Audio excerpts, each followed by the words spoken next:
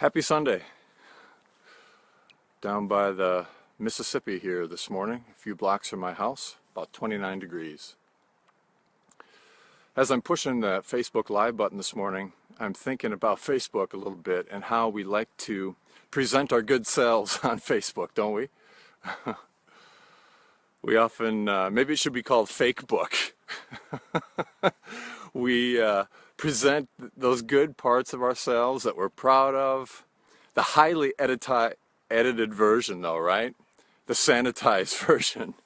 The things that we feel really good about.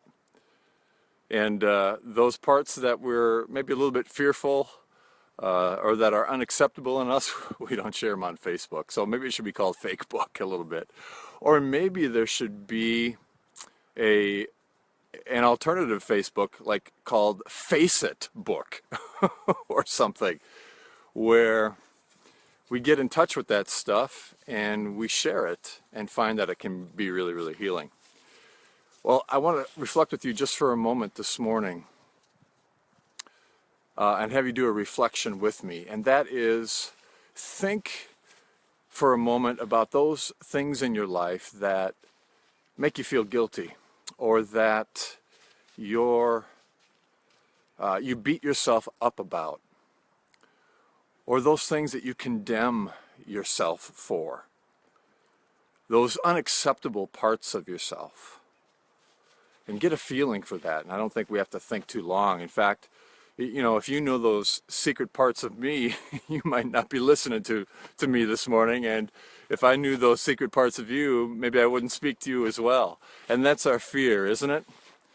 We're beautiful and brilliant at the core, but it's our brokenness and our flaws that we fear that make us unacceptable. And I find in my own life and in the lives of people that I talk to and that I work with, there's two alternatives that they use, two ways that they use to kind of overcome those parts. And one is self-hate and the other is self-help. And neither of those work. So is there an alternative that can bring healing? Is there an alternative, and what is that? And yes, there is. And it's one word. And if we are not offended by this, then we don't understand it. And it's grace. It's grace. You are accepted. You know, we think we understand grace, and we know the Bible verse, you know, Ephesians 2:8-9. It is by grace you've been saved through faith, and this is not from yourselves. It is the gift from God, so no one can boast.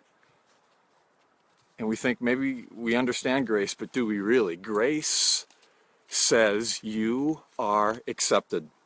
There was a great theologian, Paul Tillich, one of the greatest theologians, said, grace is the acceptance that you're accepted.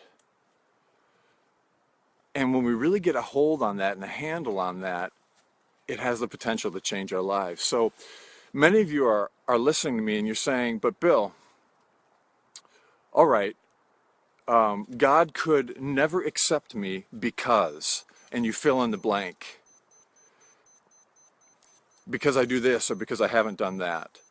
Or many of you are saying, okay, Bill, I know God accepts me, but, and then whatever you put next, think that disqualifies you from the grace of God. The good news is you are accepted. You are accepted. You are accepted. You don't have to change. You don't have to transform. You don't have to conform to the image of Christ. You are accepted right where you are, just the way you are. We feel like we have to transform. Don't bother. You're okay.